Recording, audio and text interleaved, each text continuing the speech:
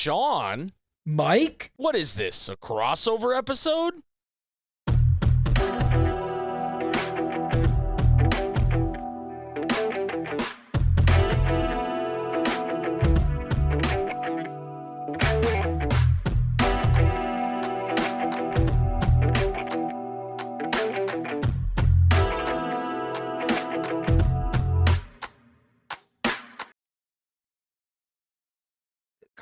You got to do then you do the next bit. Do I? Yeah, then you go yowza, bobowza. Oh, I was sitting here going, why isn't he doing the doodly doodly doo? I do that after the yowza, bobowza. Yowza, bobowza.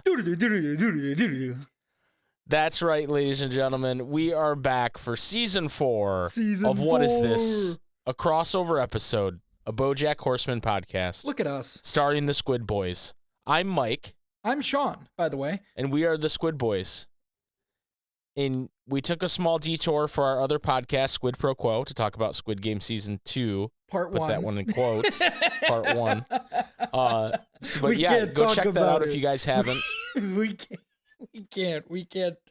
can't talk about it. We need to Don't talk worry, about Bojack. Bojack has a season later on that they split into 2, so we can make that joke again But later. did they at least say they were splitting it in 2 when they did that? Oh yeah, it was the classic AMC yeah. the first half of the last season, and then they didn't this, lie. They didn't lie and say it was 2 seasons. Yeah, that's 100% true. Okay, cool. So it's been a while. It Hello, has everyone. been. Welcome back. Today we are covering the episode See Mr. Peanutbutter Run, but before we get into that, Sean. Yes. There's something I have to announce, actually. I'm scared. So, this is really serendipitous that this happened. But the podcast, the Twitter account, Million Podcasts, @MillionPodcasts, Okay. included us. What is this, a crossover episode? What? In the top 100 sitcom podcasts of 2025. That can't be. Are there no... So, hold on. Don't get too excited. Hold on. Hold on. So I was like, they tagged us, right? Mm-hmm. And it's got, some thought was actually put into this. It wasn't just like a bot, because they tagged a bunch of different podcasts, like some big hitters in here, like The Office Gals and Conan O'Brien, and they just tagged a lot. But we are tagged up there, SpikeGhetti Bros, right? Okay. So I said, okay, let me see the full list on their website. So I'm scrolling through, and number 1 is Office Ladies, of course. That's the best sitcom podcast. And then Fake Doctors, Real Friends with Zach and Donald, of course. Okay. We can't. That'd be like if there was a Bojack and Todd podcast. We couldn't compete with that, right? It's kind of cheating if you made the show. Yeah, it is a bit, but sure. So I'm scrolling down, and I'm where is What Is This crossover? So I'm expecting 98. 102, we're but here we are at 47. Oh. And there are podcasts below us that have way more episodes and reviews. We're ranked higher than the Always Sunny podcast. That's okay. All right. So this is this is an AI, right? This is AI. We're ranked higher than the Office Deep Dive with Brian Baumgartner, who's Kevin from The Office. So they okay. Well, we might be ranked higher than Kevin from The Office. Okay, so here's the thing. That podcast probably sucks. What is he just gonna talk about the episode where he spills the chili every episode? Come on, that's a great bit. If he just every episode he covers the chili episode. So the thing about the chili, he does Kevin's voice. But then, Sean, I was like, wow, this is kind of nice, even if it's not real, right? Yeah, And so I was like, I wonder if there's any other podcasts I know. So I'm scrolling down, and at number 80, Trouble at the Tipton. No way! That's how I know it's fake. No. Have you told Tyler? No. No, I haven't told anybody. I haven't told a soul. You have to tell Tyler. For those who don't know, Trouble at the Tipton is a short-lived podcast that Sean did with Tyler covering the sweet life of Zach and Cody. Which I think it hasn't existed. for years. Oh yeah, no, like 5 years. But I think we did the full first season.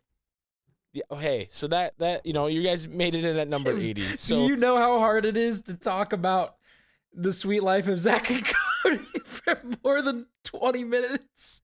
Yeah, I don't know why you guys did that. To be honest, it seems like an impossible task. We were young and dumb. Yeah, true. Now True. we're young and old and dumb. Dumb too. Yeah.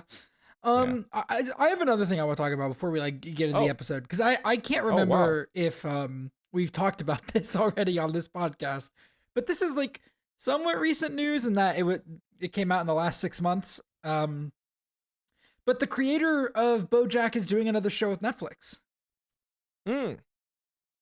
Raphael Bob Waxberg? Yeah, that's all I got. But they said it was coming out this year. It's called Long Story Short. It is another adult animated comedy series. Hold on, let and me he see here. created, wrote, and executive produced it. It's not on. Oh, it's upcoming. Hold on. Long story short. I know nothing else about it. A dysfunctional family shared history, inside jokes, and old wounds are explored in this adult animated comedy spanning multiple years. So that, that might be something for us to check out. The one photo they have is interesting because it's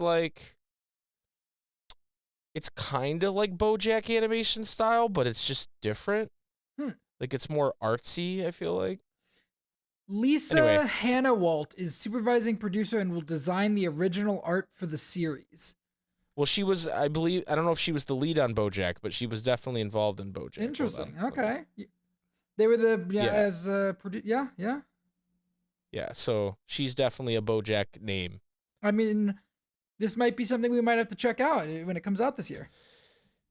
Yeah, man, we might have to, what is this, spin-off episode? What is this, a spin-off episode? Yeah. We'll just have to make sure, you'll just have to watch it first to make sure it's not this is secretly a Bojack sequel, a backdoor Bojack sequel? Yeah, you'll just have to watch it first to make sure that I'm not going to get spoiled, and then... That's true. I'll take the dive for it. So let's get into season 4. I'm so excited to talk about season 4. Season 4. I haven't seen 5, 6, and 7 in a long time, but season 4 might be my favorite. So here's the thing. Where's Bojack Horseman? Yeah, where is he? This is a really good episode. But also, where is Bojack Horseman? There's actually a on IMDb they have this picture they did to promote the new season where it's like a Where's Waldo photo. Yeah. And it says Where's Bojack? That's good. And I'm having trouble finding him, and I'm going to spend the rest of the episode trying to find him. You can't find him? No, I see what's the name of the actor that plays Bojack? Like not Will Arnett, but who plays Bojack on the show? The Princess Bride guy. What's his name? God, I can't. Talk about the short guy? Yeah, he's wow, like that. Yeah. I can't think of anything he says either. All I can think of right now is we're recording this an hour after the latest episode of Severance aired. And I got jump scared because Denethor was in it. I don't know who that is. Denethor from Lord of the Rings. Who's Denethor? The regent of Minas Tirith. The dude who eats. I'm sure these are all things I know, but he eats he eats the food while the hobbits, the cherry tomatoes. Yeah. Oh, that guy. Okay, yeah. So anyway, when you were like, who plays Bojack? I was like, is it Denethor? I don't know. No. Fuck. Why can't I think of his name? It doesn't matter. You could have looked it up in the time I. No, I don't even know what to look him up in. You could look up the Princess Bride. I guess. Hold on. Wallace Shawn. I came to you as I was typing. There you go. Wallace Shawn is in the Where's Waldo picture. Anyway, we are so fucking lost here. Okay. Episode Just like number Bojack. 1 of season 4. See Mr. Peanutbutter run. Mm-hmm. Mr. Peanutbutter starts his campaign for governor of California by challenging the current governor to a ski race while Bojack is nowhere to be found. 7.5 on IMDb. Ooh, oh. And I think it's higher than that. I liked it more. Yeah, people don't like this episode as much. I think it's great. Let's see what Edvis, our good friend Edvis, 1997, says. I was so scared it was going to be the other one, the other bit. Edvis gives it an 8 out of 10. Okay. And says, first time someone needs Bojack, not Bojack needs someone, which is pretty nice turn. Yeah. You know what? Thank you, Edvis. Insightful comments from Edvis. Yeah. And this episode, Sean, released on September 8th, 2017. Oh, God. Okay. Which, on this show, we like to go back and see what happened like it? on... Yeah, we love it. I'll tell you, this one's probably going to wear out pretty fast if I'm looking at it. Oh, no. Let's start with the music charts. The number one song in the U.S. was Despacito. Remember that? Oh, my God. Alexa, play Despacito. Oh, don't. I'm so sorry to anybody listening to this at home that just had their Alexa go off. Luis Fonsi, Daddy Yankee featuring Justin Bieber, the Biebs. Oh, the Biebs. And then number one in the UK was Look What You Made Me Do by Taylor Swift. Oh, okay. Yeah. I was really, there was a part of me that was hoping on either of those it was going to be a Drake song. Yeah, I think I've had enough of Drake for now. Yeah. Oh, yeah. But as to what actually happened, oh, God. Not a lot. But we have 4 famous deaths. Oh, no. Huh? Catherine Hardy Lavender, American 4x100 meter runner, Olympic gold in 1952, dies at 87. Doesn't say of what. Okay. Donald Don Williams, American country singer known for I Believe in You, dies from emphysema at 78. I believe in you. Somebody has to. Isabel Daniels, American sprinter, Olympic bronze 56, dies at 80. Okay. So 2 different runners, American runners. And Pierre Berger, French industrialist and co-founder of Yves Saint Laurent Culture House, dies at 86. Okay. And that is all that happened on September 8th, 2017. You had me so scared. I thought that it was going to be like the fucking, I don't know, terrorist Sean, blows up hospital and kills anxieties 3 million people or something, And I was going to start laughing. Anxiety laughing. says more about you than it says about me. Does it? Yeah, I think so. I think it says more about this bit than it says anything about either of us. No. The bit's great. We're going to keep the bit going. No, I think the bit is great. Here's the thing. I think the only way to make the bit better is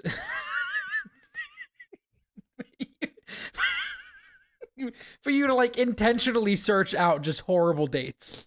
Or like make shit up. Or to make shit up. I want you to just be like, I want you to You're just gonna forget this. Yeah. But season 5 premiere, I am going to make up different horrible things. Oh no. Like multiple. Oh no. And your job is to suss out which ones are fake. Which ones are fake. I feel like the other way to approach the bit. Hi guys, season 4 of the podcast. But the other way to approach the bit is you show up and you're like, hey Sean, just guess what happened on a random day. And you pre-screen it just so that it's just the fucking worst shit imaginable. Okay. And I have to guess. I have to guess like how bad it's gonna be. Okay. Here's what we do. Okay. By the way, season 4. Hello, everybody. What we do is I will do the guessing game that I came up with. And if you get it wrong, I will go to the most horrible thing I can find. Oh no!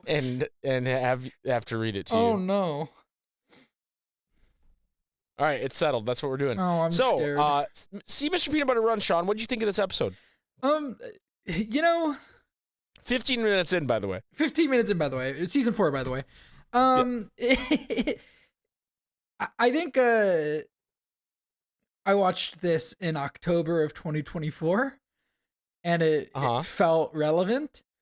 And then I watched it again today in February of 2025, and it felt even more relevant in certain ways. And, we talk a lot about how this show is like, kind of evergreen in terms of like its relevance a lot of the time. even though it is something that's very like steeped into pop culture jokes. So maybe not always are the pop culture jokes relevant, but like the messaging a lot of the time continues to be relevant. And I think this was the most frustrated I've been by the fact that it was relevant. Yeah. It brought out a lot of, personal anger. Yeah. Understandable. I will tell you there's going to be more of that as we go on in Bojack. I'm sure. We open the show with a kind of backstory to Mr. Peanutbutter on how he got his first big break on Mr. Peanutbutter's house, which, believe it or not, was a show directed by David Chase. And that's actually David Chase speaking. That's all. Oh, you know, okay. The guy from The Sopranos. Yeah. Huh. He was directing the Horsing Around knockoff, as they call it. Okay. And Vincent D'Onofrio is in the part of the guy adopting the two kids. And he comes off as very he's in his Men in Black stiff role, I feel like. Yeah. In terms of visually, like he just that's what he looks like. But he's like, such a serious actor, and it doesn't fit what they're going for. And Mr. Peanutbutter kind of wanders in like he tends to do. And there's this big, like, my favorite thing in sitcoms, he's like telling the audience, is when the person's so oblivious to what's going on around him and they're trying to get his attention and he's just rambling and they might even interrupt him. And then David Chase interrupts him because Vincent D'Onofrio storms out. Yeah. Because he's not the guy they're looking for. And he says the guy they're looking for doesn't exist. And D'Onofrio's had enough for you. I've been thinking about that joke for like 6 months. Yeah, I know. You really love D'Onofrio's had enough for you. Also played by Vincent D'Onofrio. Yeah, I was about to ask you if that was really him. Yep, really D'Onofrio, really David Chase. So eventually he finally gets Mr. Peanutbutter's attention and he goes, "I want to put you on billboards, you jester prince," or something like that. Yeah, he did call him like a jester, which I thought was very funny.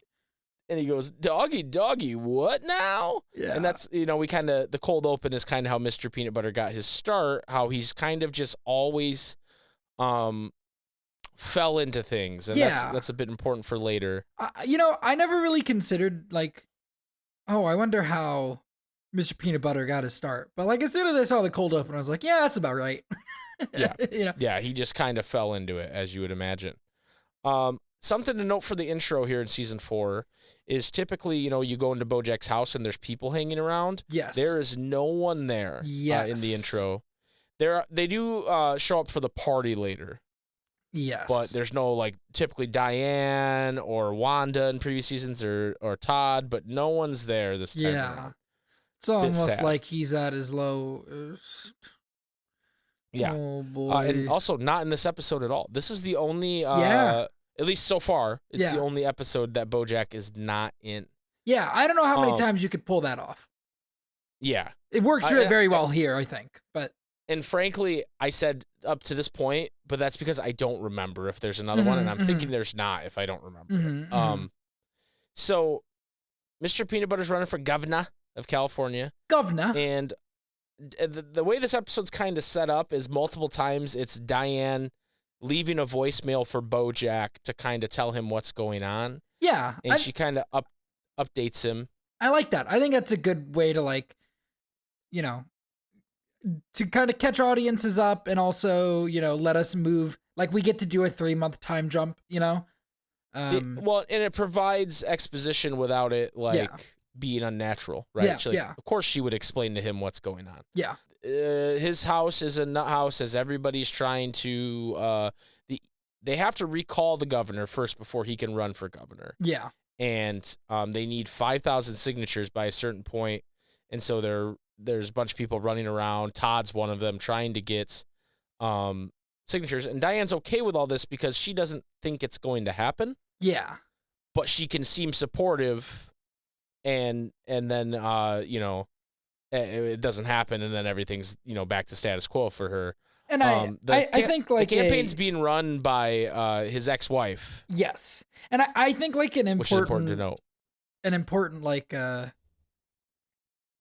part that I don't think that she really brings it up throughout the episode. At least I don't really remember. But part of the whole like her being okay with it because because she doesn't think it's actually going to go anywhere is that like he's running as like a figurehead for the vibe is like she very much does not agree with the politics. Yes. Right. Yes. So it's like, oh, this should bother me because like everything that he would end up standing for, I hate, but I don't think he's actually going to get that far. So I'm okay. Right. We cut to, I believe, Princess Carolyn's office. Yes. Where they're trying, she's like, are you sure you want to run for governor? I have a ton of roles for you, because part of the reason, I don't know if you remember, that he's able to run for governor is that he saved everybody from the big spaghetti oh my God. monstrosity with all, because he had all the fucking spaghetti strainers. I mean, just one of the greatest moments in television history. Yes, it was. So that's part of the reason that he's able to, he's probably got, people ringing off the hook as far as, roles go. And so she's a little like, hey, you sure? And then she makes the joke, why don't you go downstairs and get some signatures? Yeah. Jennifer Garner's down there and she'll sign on for anything. It's like, that's pretty fucked up. Well, there's also a joke in here that's real but frustrating, where they're trying to like, hey, why don't you sign on too, Princess Carolyn? And she's like, oh, where do you stand on the issues? And his ex-wife is like, oh, he's not actually running for governor yet. He doesn't have any position. Yeah, he doesn't have any positions. He's not running for governor yet. Yeah. And Lake Bell, who voices Katrina Peanutbutter, just doing a very good job of being unlikable. Yes.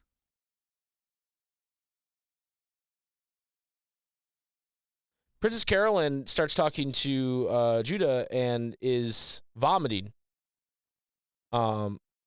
As he mentions that they're looking for someone to play Bojack Horseman in the Sarah Lynn story. Yeah. Which is a tough thing, but she there seems to be something else going on there, and we find out later in the episode what it is. We cut to Todd. So, for context, my notes are from, again, October 2024. Yeah. Apparently, October 2024, Sean immediately called this because I wrote down morning sickness ? Yeah, I mean, I think it's pretty obvious. Yeah. No, give me credit. No, I think you're not giving me credit. You're giving past Sean credit. Yeah, I don't want to give past Sean anything. Well, fuck.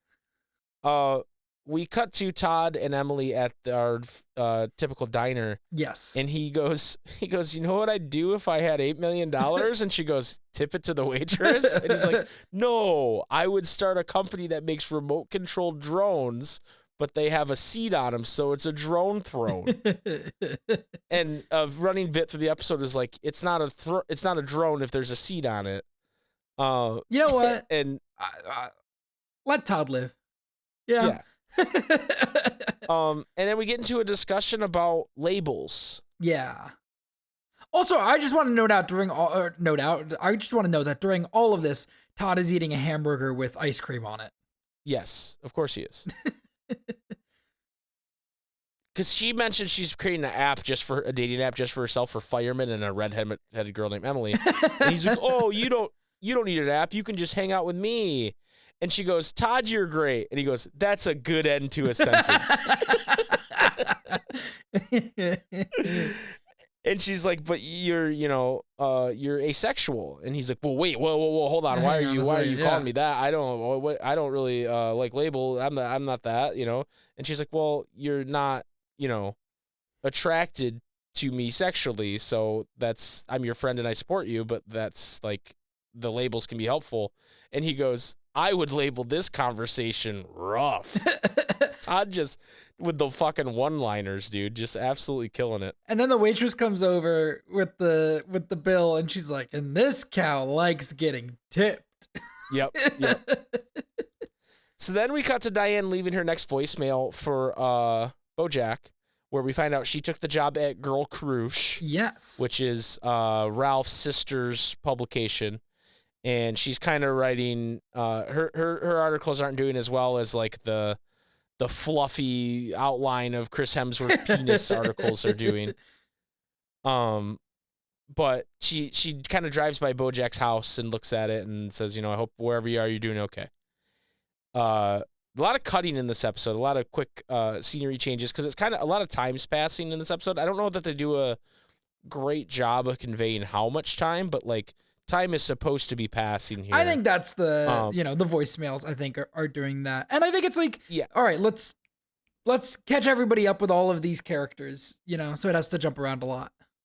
So, not to spoil anything about the next episode, but they do a much better job in the next episode of conveying to you, because you're using this episode as a basis for what's going on, you kind of see how much time has passed. But in this episode, it's not super clear. We have Ralph and Princess Carolyn, and he makes greeting cards for a living. And they're bad. I hate to say this, Ralph. Your greeting cards are not good, because this one, while it's supposed to rhyme, you'd think it rhymes smitten with kitten, right? And I know there's an obvious reason. I'm so smitten with my favorite little adult cat, but like, just don't write that card then. Also, Paul Blart till Blart do us death. It's Paul Blart 3 till death do us Blart. Death do us Blart. That's what it was. Yeah, it's really good. That's a good one. Hey, I hate to say this. I'm still not a Ralph fan. You're not. Why? Because Ralph wants her to move in. He says. Could you with a mouse, Sean? He says that he doesn't like not knowing where she is. I don't know, dude. I don't know, dude. I think he's got like people chained up in his basement. I don't know, dude. I don't know. I think he wears people's faces. I don't think. I think you're reading a little too much into Ralph, but I don't know, dude. I think he's going to be the subject of a documentary by the end of the show. I don't know, dude. I just want to say the end of this scene ends with Princess Carolyn saying, Blake Lively called me mommy yesterday, but I'm sure she does that to other young women all the time. That's a good one. And with everything going on with Blake Lively and Ryan Reynolds and all that, very prescient joke here. Did you see Ryan Reynolds' joke about that on SNL? Yeah. Yeah. Terry and I watched that live, and it was pretty funny. And then I love the people on like TikTok posting the other celebrities around them reacting to them. Yeah. Pretty wild stuff. Yeah. I just like Blake Lively's reaction to it. Yeah, she did not know he was going to say that. She did not know that. Sure. Yeah, it was funny. So we cut to Mr. Peanutbutter's house, where Todd, in the middle of the night, receives his drone throne from his millionaire friend Emily. Yes. And he gets right on that bitch and flies away. No, he doesn't. He doesn't yet. He's flying it around the Mr. Peanut Butter headquarters, kind of ruining everything. And we find out that I think a week ago they were trying to get signatures, and now they have like mere minutes until they need enough signatures. And Katrina goes, hey, you've already lost it. The clock's going to run out at 9 a.m. And Mr. Peanut Butter does this thing that he often does where he's like, oh, so we need a miracle. And then a miracle happens, but the miracle doesn't happen here. The time just runs out, right? Diane's like, all right, everybody get in my house. And everybody starts to. And Princess Carolyn's immediately taking calls for. This fucking joke is so crazy. Teddy Roosevelt transgender reboot of Planes, Trains, and Automobiles called Plans, Trans, a Man, a Canal, Panama. Okay. There's some really good like background gags in the scene. Yes. There's one of my favorites is there's that really famous Obama Hope poster. In the background, and in the background it's that poster with like, the red and the blue coloring, but it's Mr. Peanut Butter. Yes. Instead. I really like that. I don't know. There's a tic-tac-toe board that just is is Woodchuck and Mr. Peanutbutter playing tic-tac-toe with the names or whatever. I don't know. There's some there's some real silly good posters gags about like voter concerns and all this stuff. That's I like there's one that shows a map of California and the slogan is "Yes, we might." Katrina kind of gives Mr. Peanutbutter a speech that I thought was pretty poignant. People have thrown you bones your whole life because they like you, but everyone has a ceiling to their likability, and no one likes you this much. They're not giving you this. So you can't have this bone, is the way she says it, because they don't like you enough. Yeah, she says, this is a bone you can't have because people just don't like you enough. And it's just...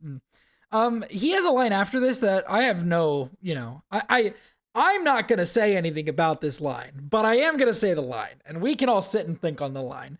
And the line is, for some reason, even though I have 0 qualifications, I honestly thought I would have made an even better governor.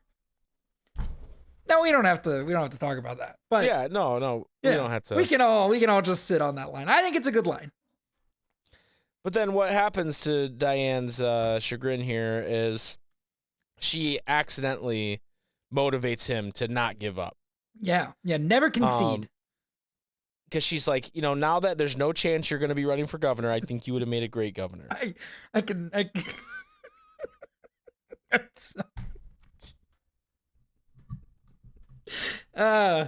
Never concede, baby. Never concede.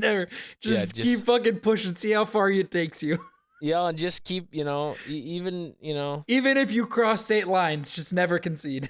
Well, and even if you,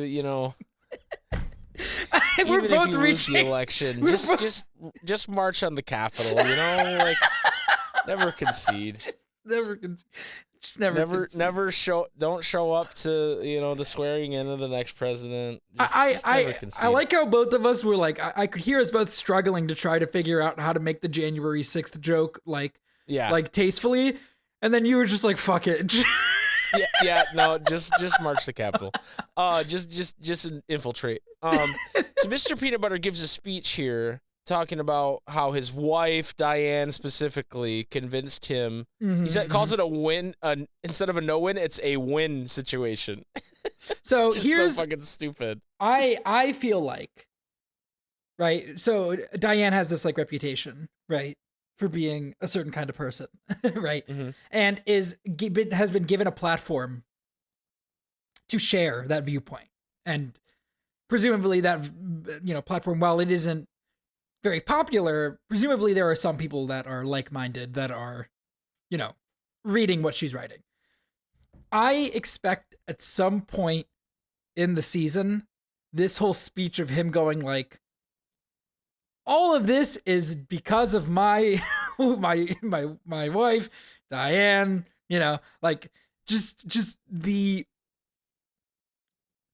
I don't know if we're going to have time for this in the season, but I feel like at some point, like him saying that has got to come back and be a like, just when she's starting to fit in with people that like, think like her, it's like, oh, but look at what Mr. Peanutbutter is doing, because I assume he's gonna also I'm assuming he's gonna win. You're assuming he's gonna win the governorship? Yeah, and he's gonna do shit that she would not agree with, and this whole line is gonna hang over her. Yeah, it's possible. I can't say for sure. So he challenges Governor Woodchuck Berkowitz to a ski race down Devil's Mountain. God. And Woodchuck sees this on TV and goes, "What? Do I even need to Do I even need to do anything about this?" And his advisor's like, "No, it will blow over." And he's like, "I'd rather talk about my drought plan." His unfortunately named drought plan, which is actually to stop droughting, but it's just named drought, so it's a little confusing.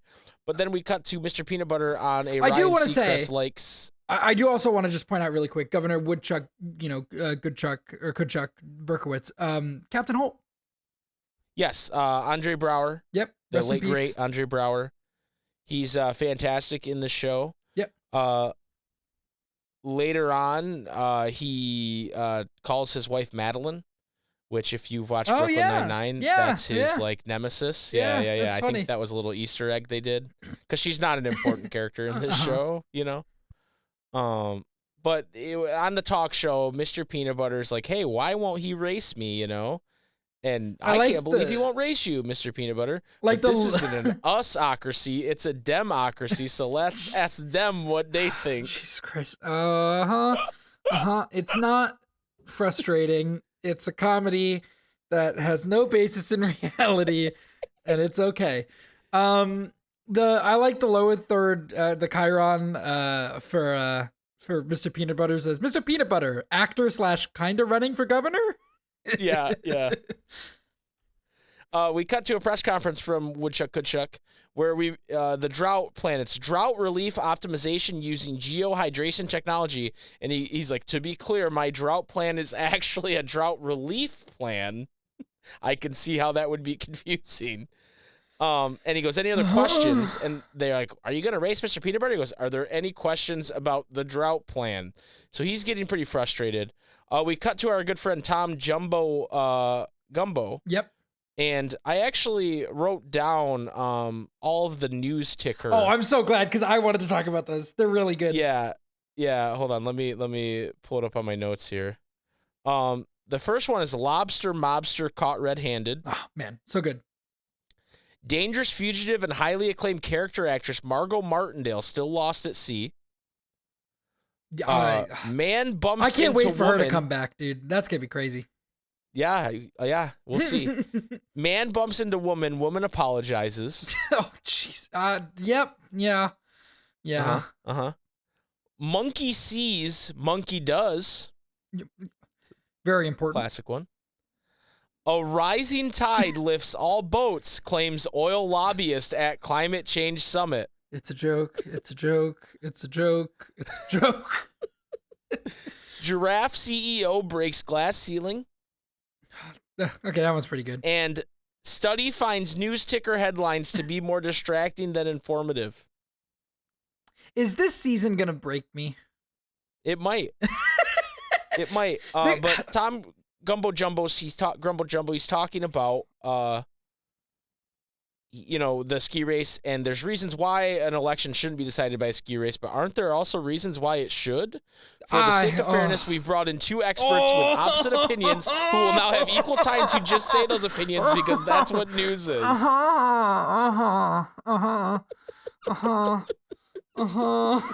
It's oh boy.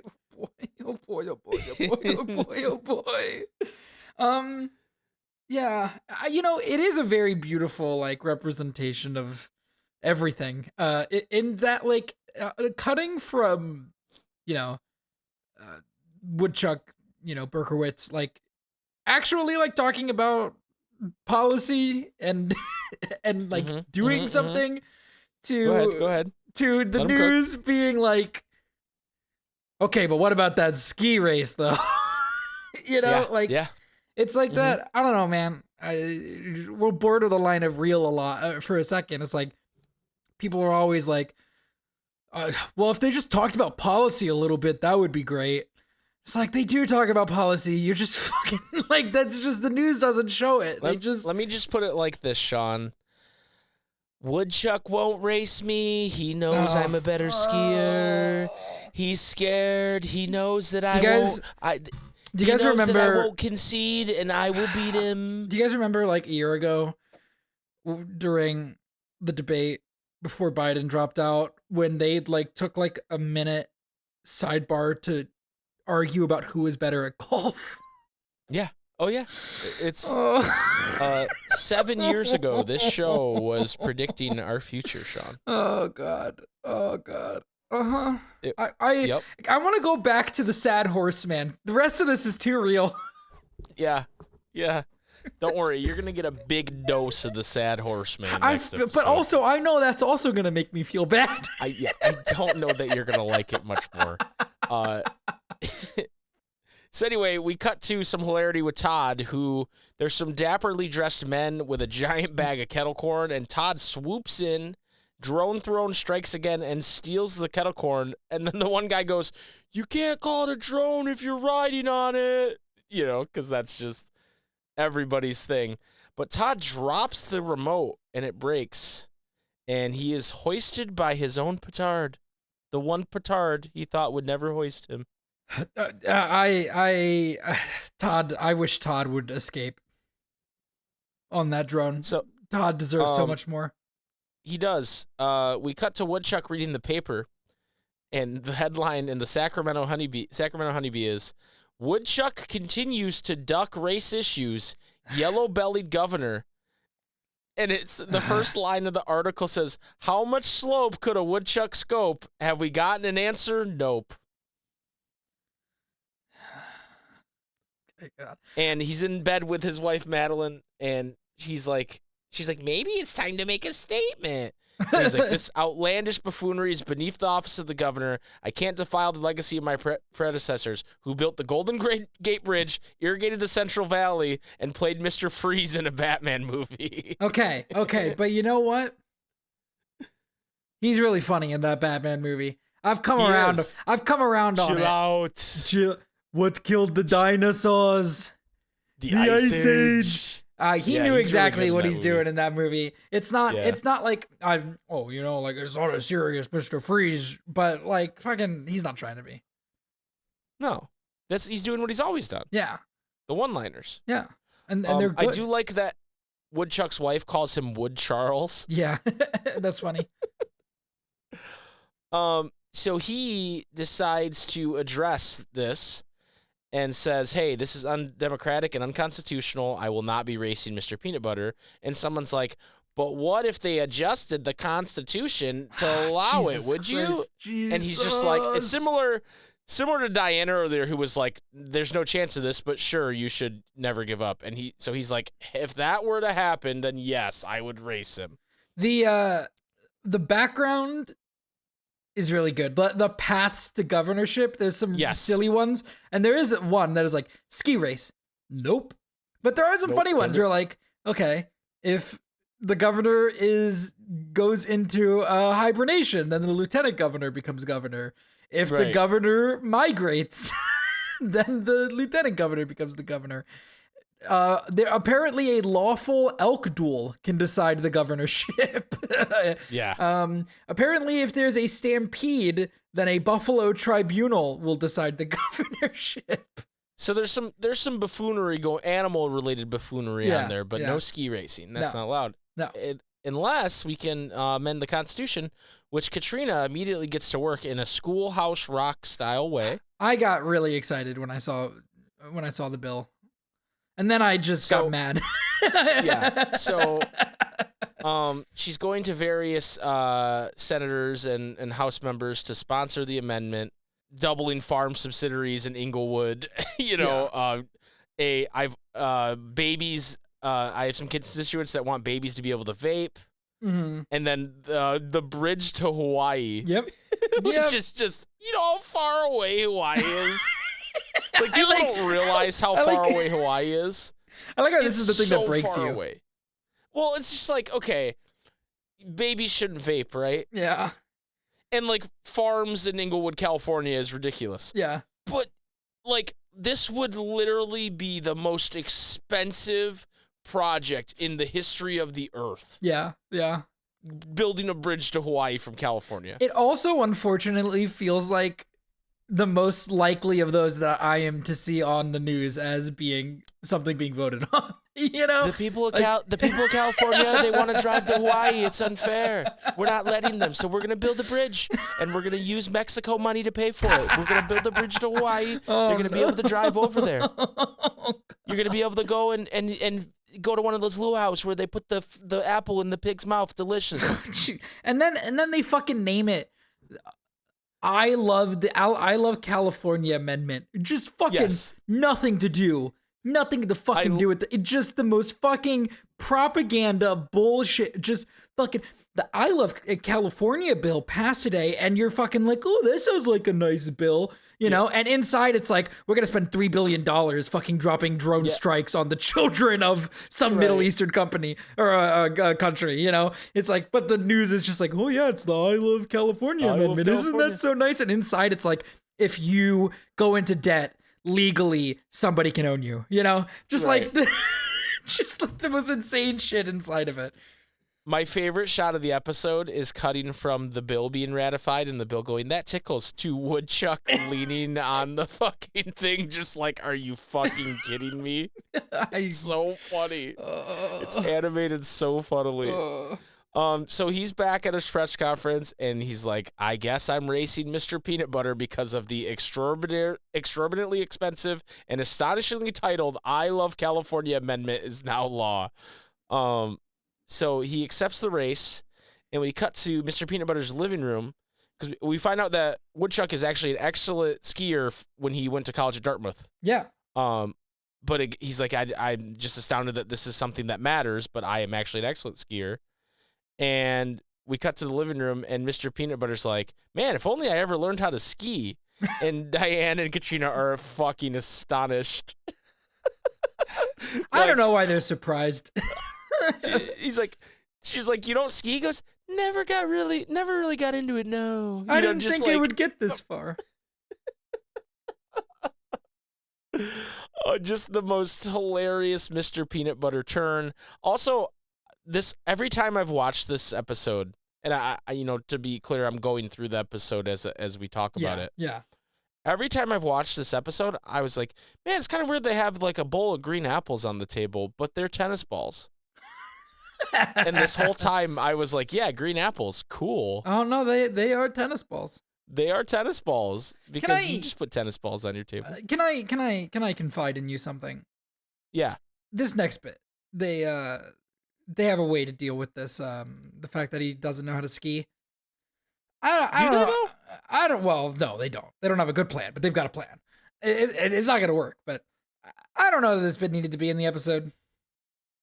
Sean, they took like the whole like arc of a movie and put it in less than a minute. I think it's hilarious. I don't know. I feel like the episode could have been a minute shorter, you know? That's crazy. I don't know. You don't think that's funny? I mean, I thought it. I guess I think it's funny. I don't know. It feels weird. I don't know. It feels. Before we get to that, Diane leaves Bojack another voicemail. Oh yeah. And she's kind of crashing out vicariously through him. She's like, yeah. You would say this, and you would get in your car and drive to Hawaii, which is also a thing you can do now. Yeah. Which it would not have been built that fast, but anyway. Also, I love. Have you seen Todd? Because he's not here. Yeah. And she goes to his house and she says, you know, it's funny because the last time I saw you, you told me that you needed me in your life, and then you just disappeared. So how do you think that makes me feel? Yeah. Well, wherever you are, I hope you're happy. Yikes. And then, did you see Todd? Have you seen Todd? It's been a while. And Todd floats by in the background on the drone throne with his kettle corn. Yeah. And he looks tired and gross and sweaty, but he's just floating around in his drone eating kettle corn. Kettle corn sticking in his beard. And he fights off a seagull that's trying to get some of his kettle corn. And then we're at the the school where Mr. Peanutbutter's going to learn to ski. I don't know why you're so against this. Okay, I don't know. I don't know if I'd say I'm like so against it. Like I think it's fine. It kind of feels Family Guy cutaway-esque. I disagree. I think it's taking like a trope and like messing with it.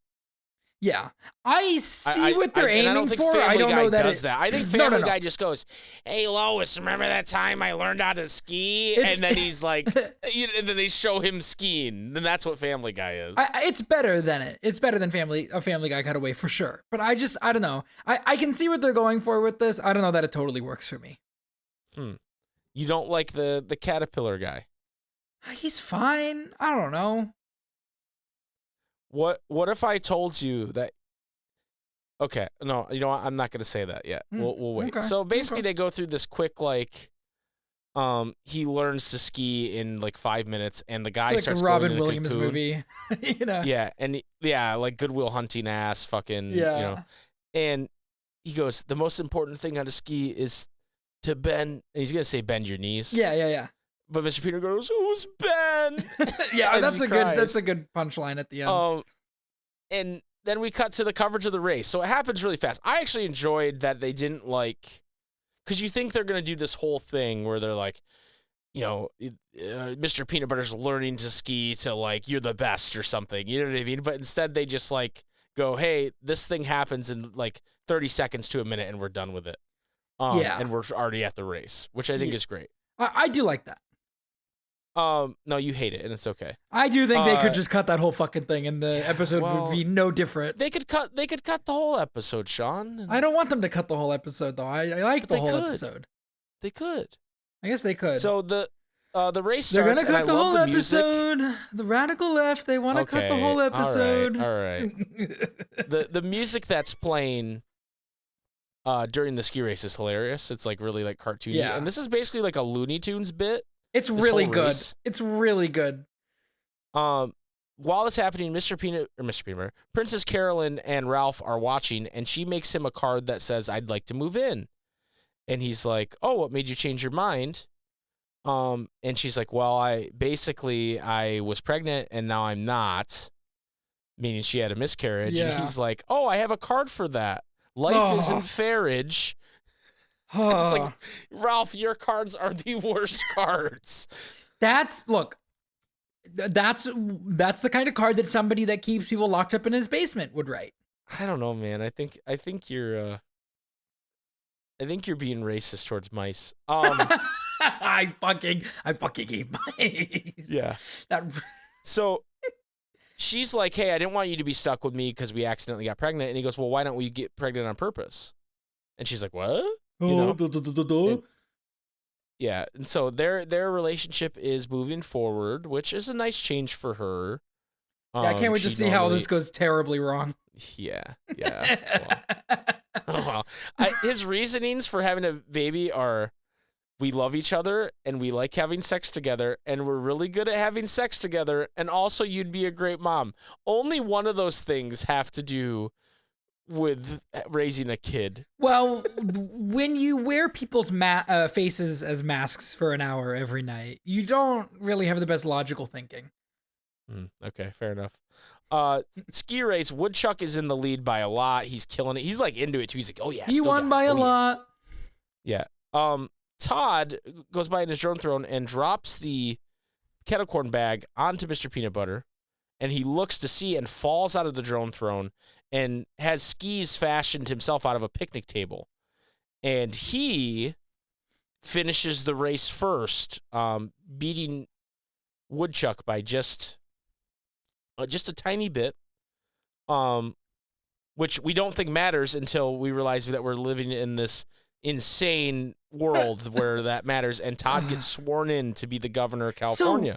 So I think I said something at the end of last season where I was like, Todd's going to become governor. That's what you said. And I was technically right, which is the best kind of right. No, I knew you were right when you said it. I knew you were right when you said it. Well, I mean, I'm not like completely right, because clearly when I said that, I was imagining something different than what ends up happening. Well, right, but you said Todd would become governor. And which is technically correct, the best kind of correct.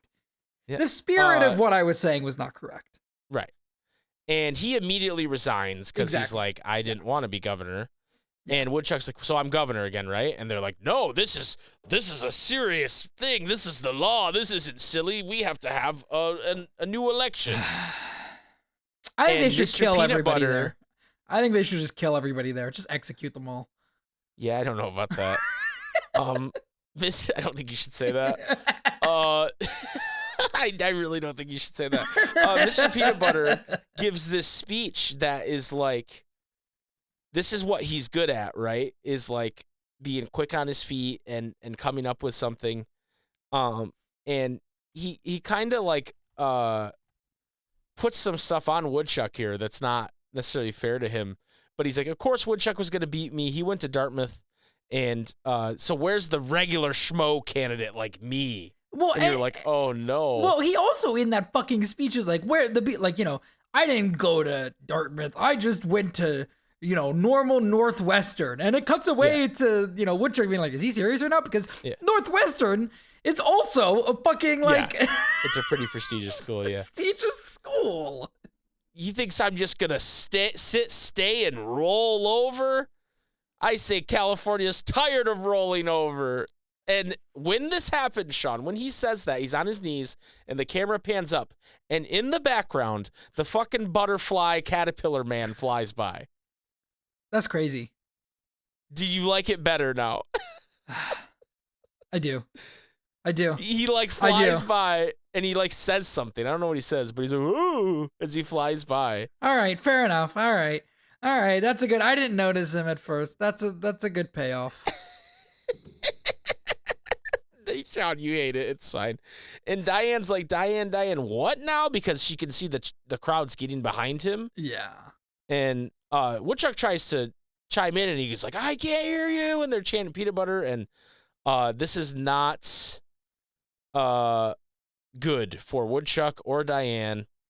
Diane starts kind of having a panic attack. Yeah, or California. Or the world.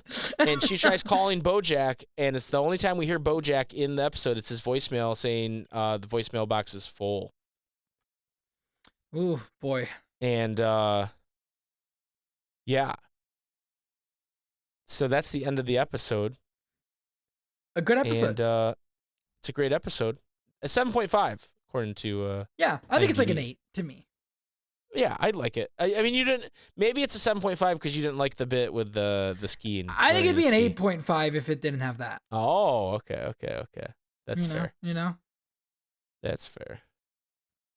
So yeah, that's the episode. The next episode, The Old Sugarman Place.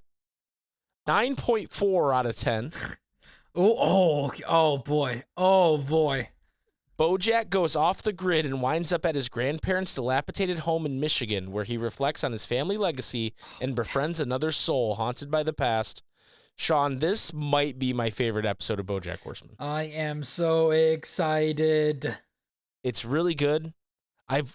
This is probably, if it's not my favorite, it's the episode I've seen the most because I've rewatched it quite a bit because I really enjoy it. Not just because it's in Michigan.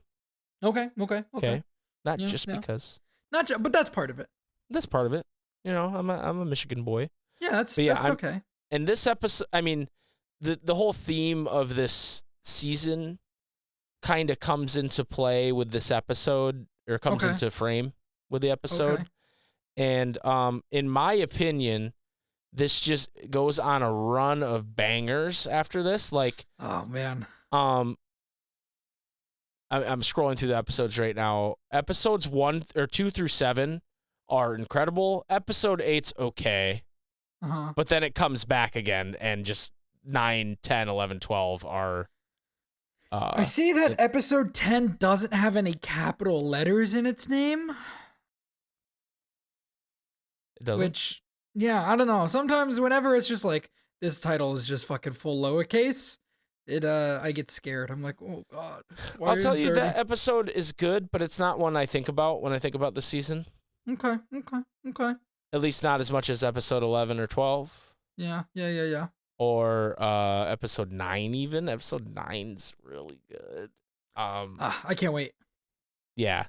To me, the only real, not stinkers, but drop in quality is honestly this one.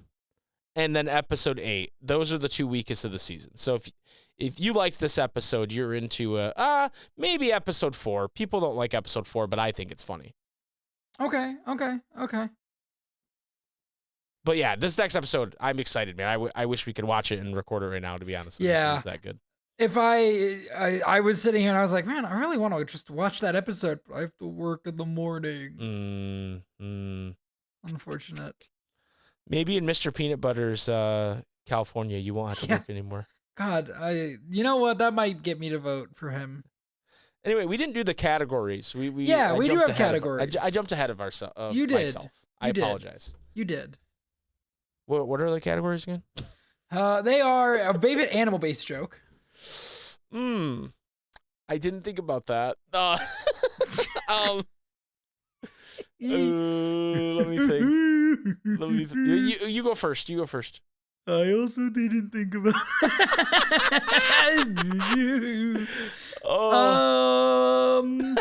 the tennis balls is a good one. Tennis balls is good. Yeah, the one we just happened to notice this time. Yeah. I like I like the caterpillar man going into his cocoon instead of dying. Yeah, no, that is a good one. That is a good one. Yeah. Favorite bit overall? I do like the drone throne bit that everybody's like, it's not a drone if you sit on it. It is.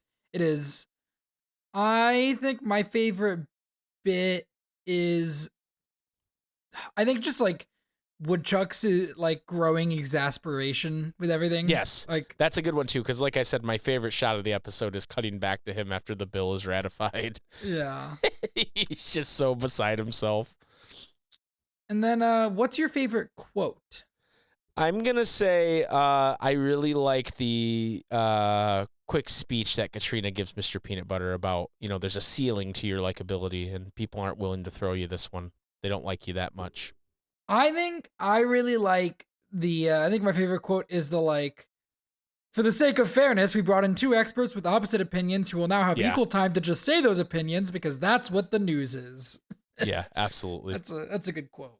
That is a good quote. I agree. Yeah, so I guess that's it for this episode. I don't remember how we end the show. We plug our stuff. Thank you, and everybody, then we for listening. Say bye, I think. Next episode, like I said, we already went over that. The Old Sugarman Place is the name of the episode. And you can follow. Where can people follow you, Sean? I'm on Twitter at Sean_AFK. But really quickly, I have one last thing to mention is that there's a new rendition of the end credit song that plays here. It talks about Mr. Peanutbutter. Yep, you're correct. But yeah, I'm on Twitter at Sean_AFK. I am on Twitter at SpikeGhetti Bros. And if you want to email us, we don't really have an email for this podcast. Yeah, but you can. You can email us at squidboysspq@gmail.com. There you go. Because that's who we are. We're the Squid Boys. That is who we are. So you can email us there. Otherwise, thank you so much for listening and watching. And we will see you guys for the next episode. Suck a dick, dumb. Oh, fuck. hang on my throat. Hold on. Try that again. Suck a dick, dumb shit. No, do it again. Oh, okay. Suck a dick, dumb shit. Bye. Bye.